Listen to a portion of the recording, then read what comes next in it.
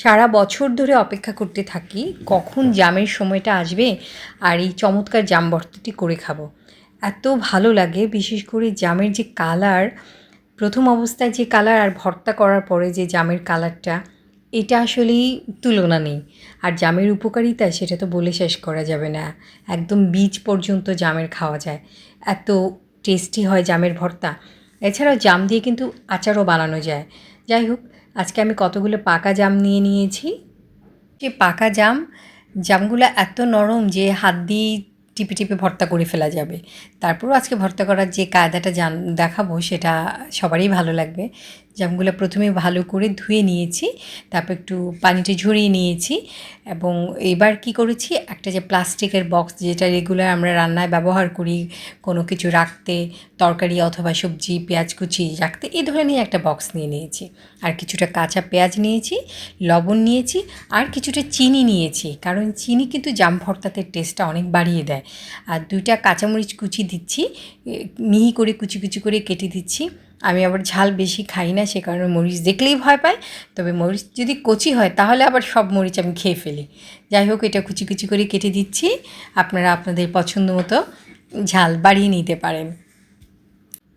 এবার আমি পুদিনা পাতা কুচি দিচ্ছি, পুদিনা পাতা কুচি কুচি করে কেটে দিচ্ছি। আমি সেই একই সিজার দিয়ে কেটে দিচ্ছি, মানে আমি যেভাবে আজকে ভর্তাটা করে দেখাচ্ছি এটা যে কেউ কিন্তু আপনারা করে নিতে পারেন। আর আপনারা চাইলে ধনে পাতাও দিতে পারেন, ধনে পাতা পুদিনা পাতা একসঙ্গে দিতে পারেন, টেস্ট কিন্তু ভালো আসবে আরও।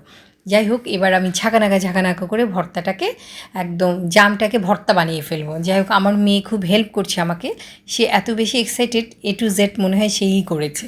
যাই হোক, সে নিয়ে কতক্ষণ ঘষলো, ঝাঁকাঝাঁকি করলো, জাম ম্যাক্সিমামই একদম ভেঙে গেছে। এবার কয়েকটা জাম আছে আস্তে আস্তে, এগুলো একটু শক্ত টাইপের হয়তো বা, অথবা ঝাঁকুনি লাগেনি। যাই হোক, এগুলো আমি আবারও ভাঙার জন্য আবারও ঝাঁকাঝাঁকি করে নিলাম। জাম কিন্তু পুরাই ভর্তা। ও আচ্ছা আচ্ছা, আমি তো ভর্তাই বানাতে যাচ্ছি।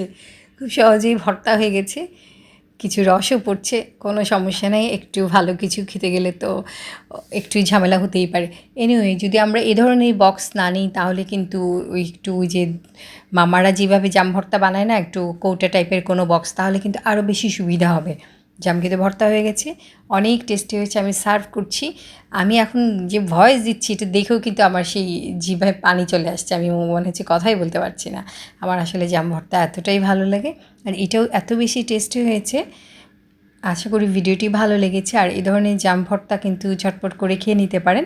এত উপকারী জামের সিজনে জামকে মনে হয় অবহেলায় ফেলে রাখলেও চলবে না, এবং একই সাথে আমাদেরও খেতে হবে।